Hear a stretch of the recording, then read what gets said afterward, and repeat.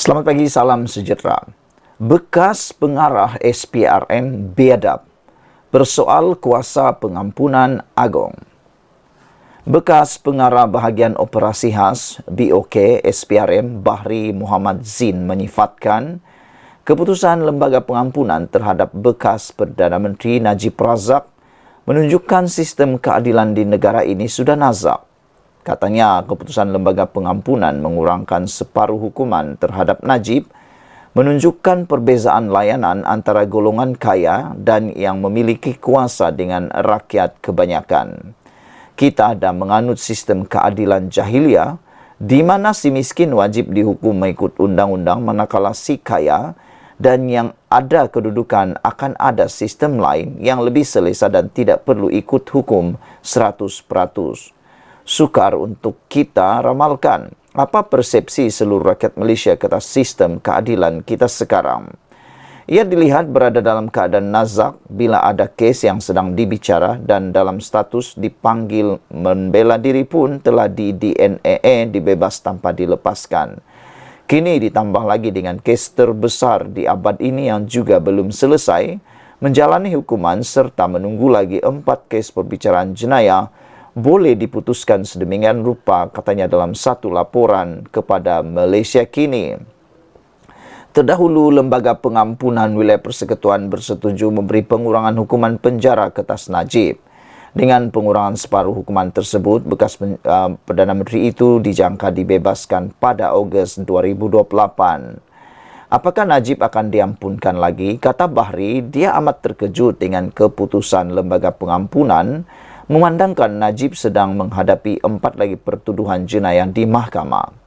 Adakah selepas ini tertuduh akan diampunkan lagi seandainya dia didapati bersalah? Apakah akan terjadi kepada pesalah-pesalah lain yang menyakau duit kerajaan dan duit orang ramai yang jauh lebih rendah nilainya daripada yang dilakukan oleh tertuduh? Apakah mereka tidak punya hak yang sama seperti tertuduh? Soalnya, pada 2022, Mahkamah Persekutuan mengekalkan sabitan bersalah terhadap Najib atas 7 pertuduhan pecah amanah, salah guna kuasa dan pengubahan wang haram, membabitkan 42 juta ringgit dana bekas anak syarikat 1MDB iaitu SRC International Sendirian Berhad. Selain kes SRC, Najib juga menghadapi pendakwaan di mahkamah membabitkan kes penyelewengan dana RM 2.3 bilion 1MDB dan kes salah guna kuasa untuk meminda laporan audit 1MDB. Dia juga berdepan 2 pertuduhan pecah amanah ke atas harta kerajaan Malaysia berjumlah RM 6.6 bilion berkaitan bayaran kepada International Petroleum Investment Company IPIC dan pengubahan wang haram melibatkan dana SRC sebanyak RM 27 juta ringgit. Sekian dulu untuk kali ini. Apa pendapat anda tentang ulasan dan tentang pendapat daripada bekas pengarah SPRM ini? Ada yang menulis di dalam laporan myKMU.net ini dengan tajuk bekas pengarah SPRM biadab persoal kuasa pengampunan agung. Tetapi ada juga yang seakan-akan menyokong kepada ulasan dan juga kritikan daripada Bahri Muhammad Zin ini yang menyifatkan keputusan Lembaga Pengampunan terhadap bekas Perdana Menteri Najib Razak menunjukkan sistem keadilan di negara ini sudah nazak. Sekian dulu Malaysia kita punya, kita jaga sama-sama, cintai Malaysiaku. Kita jumpa lagi. Bye-bye. Selamat pagi, salam sejahtera. Terima kasih kerana bersama dengan saya di Nazilin Unity Channel. Akhirnya, Anwar Ibrahim bersuara tentang isu pengampunan Najib Tun Razak. Anwar Ibrahim dikecam, dihentam, diserang berkaitan dengan pengampunan Najib itu. Tetapi yang malangnya ialah yang mengecam itu pula ialah bukan orang lain tetapi daripada kumpulan UMNO Barisan Nasional sendiri. Tapi kita bersyukur jawapan padu Anwar Ibrahim ini sungguh-sungguh menjawab soalan. Sebab ramai orang, ahli politik terutamanya di Malaysia ini, ada sikap dan sifat seperti yang ini, yang buruk. Yaitu, lain yang ditanya, lain yang dijawab, ditanya tak jawab, ditanya tak jawab. Lain yang disoal, lain pula jawapannya. Tapi seperti biasa. Perdana Menteri kita, yaitu Datuk Seri Anwar Ibrahim, menjawab soalan itu dengan padu dan pastinya membuatkan kalau mereka ada air dalam telinga, keluar meleleh air itu kerana jawapan padu Anwar Ibrahim sendiri. Anwar Ibrahim kata beliau mahu atau Anwar Ibrahim membidas pihak yang tidak menghormati kuasa pengampunan agung. Saudara-saudara sekalian, bagi mereka yang masih mempersoalkan, apalagi yang mempersoal secara terbuka, isu pengampunan yang diberikan oleh Yang di-Pertuan Agong itu boleh dianggap derhaka, biadab, dan paling penting, tidak menghormati kuasa pengampunan agung. Perdana Menteri Datuk Seri Anwar Ibrahim akhirnya bersuara. Beliau berkata, semua pihak perlu menghormati keputusan Lembaga Pengampunan yang mengurangkan hukuman penjara dan denda terhadap bekas Perdana Menteri Datuk Seri Najib Razak. Anwar berkata, keputusan itu dibuat oleh Yang di-Pertuan Agong sebelum ini dan semua pihak perlu menghormatinya. Saya menghormati keputusan Yang di-Pertuan Agong ketika itu. Sekarang kita mempunyai Yang di-Pertuan Agong baru. Apapun yang dirasakan oleh mana-mana pihak, sudah semestinya ia bersifat politik. Ada yang menyokong, ada yang sebaliknya. Namun mereka tidak boleh mengabaikan hakikat bahawa mereka perlu menghormati hak semua yang disabitkan kesalahan untuk merayu kepada lembaga pengampunan. Kini, lembaga pengampunan telah membuat keputusan. Jika ada pihak yang berpuas hati, maka ia dianggap sebagai keputusan yang adil. Jika tidak berpuas hati, maka mereka masih boleh mengemukakan rayuan, kata Anwar Ibrahim ketika ditemu bual dalam program Al Jazeera Mubsahir di sini hari ini. Anwar berkata demikian sebagai respon terhadap keputusan permohonan pengampunan Najib. Najib yang sedang menjalani hukuman penjara 12 tahun akan dibebaskan lebih awal, iaitu pada 23 Ogos tahun 2028 selepas Lembaga Pengampunan membuat keputusan untuk meringankan hukuman beliau. Lembaga Pengampunan bagi wilayah-wilayah Persekutuan Kuala Lumpur, Labuan dan Putrajaya membuat keputusan itu ketika mesyuarat yang ke-61 pada 29 Januari lalu. Menurut kenyataan yang dikeluarkan oleh urus setia Lembaga Pengampunan hari ini, jumlah denda yang dibayar oleh Najib turut dikurangkan daripada jumlah asal, iaitu 210 juta kepada 50 juta ringgit. Anwar berkata Yang di-Pertuan Agong sebagai raja berperlembagaan telah berunding dengan Peguam Negara, Perdana Menteri dan beberapa lagi mengenai perkara itu. Najib, 70 tahun, yang meringkuk di penjara Kajang sejak 23 Ogos tahun 2022 selepas disabitkan dengan kesalahan menyeleweng RM42 juta dana SRC internasional, telah memfailkan petisyen untuk pengampunan diraja pada 2 September 2022. Pada 28 Julai 2020, Mahkamah Tinggi telah menjatuhi hukuman penjara 12 tahun dan denda RM210 juta selepas mendapati beliau bersalah atas 3 pertuduhan pecah amanah jenayah serta 1 pertuduhan salah guna kedudukan. Rayuan Najib terhadap sabitan dan hukuman itu telah ditolak oleh Mahkamah Rayuan pada 2021 dan Mahkamah Persekutuan pada 2022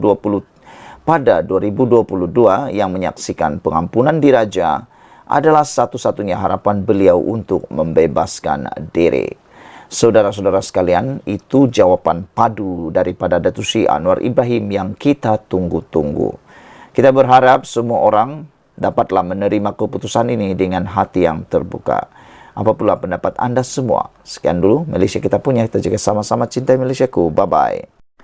Beberapa jam selepas keputusan pengampunan Najib diumumkan, seperti yang kita tunggu-tunggu, akhirnya muncul juga Presiden Parti UMNO juga pengerusi Barisan Nasional yaitu Zahid Hamidi akhirnya tampil bersuara menyatakan apa komen beliau terhadap keputusan tersebut. Ada yang menjangkakan Zahid Hamidi akan didesak untuk letak jawatan. Zahid Hamidi akan dipaksa untuk bertanggung jawab. Bertanggung jawab atas kegagalan Najib keluar penjara. Ada yang menjangkakan ramai yang akan menggunakan keadaan ini untuk mempersalahkan Zahid dan mengambil peluang ini untuk mahu melakukan langkah politik yang lain, termasuklah kata mereka mungkin dipaksa pula Zahid mengambil keputusan menarik balik sokongan terhadap Anwar Ibrahim secara en blok, yaitu UMNO dan Barisan Nasional. Tetapi yang lebih mengejutkan kita apabila Zahid mengesahkan mesyuarat khas MKT UMNO akan diadakan hari ini untuk membincangkan berkaitan dengan keputusan pengurangan hukuman Najib ini. Maknanya, apa keputusan di hujung perbincangan tersebut? Yang lebih mengejutkan kita ialah satu kolokium perniagaan Bumi Putra yang sepatutnya dihadiri 2.000 orang perwakilan dan melibatkan pemimpin UMNO di seluruh bahagian di seluruh Malaysia, patutnya diadakan hari ini, telah pun dibatalkan secara drastik. Apakah itu adalah satu isyarat yang besar, satu isyarat bahaya yang mungkin akan menyebabkan pergolakan politik di Malaysia sekali lagi? Sehingga kan gara-gara Najib, mereka sanggup membatalkan program tersebut. Dan sehari sebelum program itu, tak tahulah berapa kerugian yang terpaksa ditanggung, berapa kos yang telah habis untuk persiapan tetapi dibatalkan saat-saat akhir. Bagi yang telah beli tiket kapal terbang dari Sabah kah, dari Sarawak kah, dari Semenanjung kah, itu tentunya merugikan. Tapi tak apalah, itu hal mereka. Tetapi yang hal sekarang ini ialah Majelis Kerja Tertinggi UMNO akan mengadakan mesyuarat hari ini pada jam 11 pagi bagi membincangkan berhubung pengumuman pengurangan tempoh hukuman bekas Perdana Menteri Datuk Seri Najib Tun Razak. Kemarin, Ketua Pemuda UMNO iaitu Akmal Saleh telah mengeluarkan kenyataan yang berbau tanda tanya besar. Apabila beliau kata sudah tiba masanya, apa maksudnya? Ada dua ramalan ataupun telahan. Para netizen berkaitan dengan hantaran Akmal Saleh itu. Mereka kata mungkin ada dua yang dikatakan sudah tiba masanya. Pertama yang mungkin besar kesannya, yaitu menarik sokongan terhadap kerajaan perpaduan atau tidak bersama lagi dalam kerajaan. Tapi bagi netizen itu merugikan Barisan Nasional UMNO sendiri, dan bagi netizen yang lain lagi, mereka setujulah kalau UMNO itu betul-betul jangan acah-acah saja. Karena kata mereka, UMNO itu macam Barisan Nasional boleh jadi duri dalam daging kepada kerajaan perpaduan. Kalau mereka acah-acah nak masuk, nak keluar, nak masuk, nak keluar katanya. Lebih baik kalau nak keluar, keluar sajalah, kata mereka lagi. Perkara kedua yang mungkin dimaksudkan oleh Akmal Saleh ialah mungkin mereka akan mendesak Zahid Hamidi bertanggung jawab lalu dipaksa letak jawatan. Inilah yang paling dijangka akan berlaku. Tetapi sejauh mana Zahid Hamidi akan tunduk kepada desakan itu nanti? Saya rasa Zahid Hamidi tidak akan tunduk terhadap desakan itu. Kerana tiada kesan sebenarnya kalau Zahid Hamidi letak jawatan pun, nak ganti dia nanti siapa? Bila nak ganti dia itu siapa dan yang menggantikan pula mungkin akan bawa keluar UMNO dari kerajaan, fikir-fikirkanlah berapa banyakkah ahli parlimen yang UMNO ada. Bergabung dengan bersatu, bergabung dengan UMNO, PAS pun, mereka tidak akan mampu membentuk kerajaan. Lagi-lagi bersatu dan UMNO seperti yang kita tahu, mereka tidak sebulu. Jadi menjadi persoalannya sekarang, apa pula pendapat kamu? Adakah dua perkara itu akan terjadi sekaligus, yaitu Barisan Nasional umum tarik sokongan, Barisan Nasional ataupun UMNO desak Zahid Hamid letak jawatan. Begitu besarnya kesan Najib bosku. Presiden UMNO Datuk Seri Ahmad Zahid Hamidi berkata mesyuarat berkenan akan dijadwalkan berlangsung pada jam 11 pagi ini. Satu mesyuarat khas MKT UMNO akan diadakan pada jam 11 pagi ini untuk membincangkan berkaitan dengan perkembangan mutakhir politik semasa tanah air, khususnya bersangkutan dengan pengumuman pengurangan tempoh hukuman Najib oleh Lembaga Pengampunan, katanya dalam kenyataan hari ini. Justru Zahid berkata UMNO membuat keputusan menangguhkan kolokium Kongres Ekonomi Bumi Putra. Saudara-saudara sekalian, kolokium yang dipengerusikan oleh Naib Presiden UMNO, Datuk Seri Johari Ghani, sepatutnya akan dihadiri oleh 2,000 pimpinan dari 191 bahagian seluruh negara.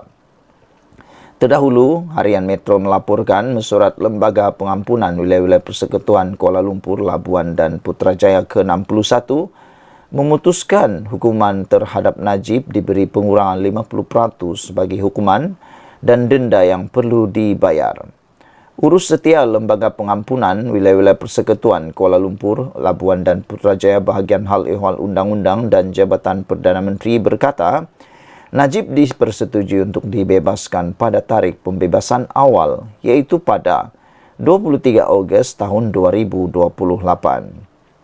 Manakala denda yang perlu dibayar iaitu sebanyak 210 juta dikurangkan kepada 50 juta ringgit. Namun sekiranya denda tidak dibayar, tempoh penjara bagi Datuk Seri Najib akan ditambah selama setahun, di mana tarikh pembebasan beliau adalah pada 23 Ogos tahun 2029. Satu lagi laporan yang berkait dengan isu Najib ialah Najib sebenarnya layak mohon parol, hukuman luar penjara seawal tahun hujung tahun ini, kata peguam. Datuk Seri Najib Tun Razak boleh dibebaskan daripada hukuman penjara seawal Januari 2025 atau memohon parol bagi menjalani lebihan hukuman di luar penjara pada suku akhir tahun sama. Bekas Perdana Menteri itu diberikan pengurangan hukuman penjara sebanyak 50% oleh Lembaga Pengampunan Kuala Lumpur.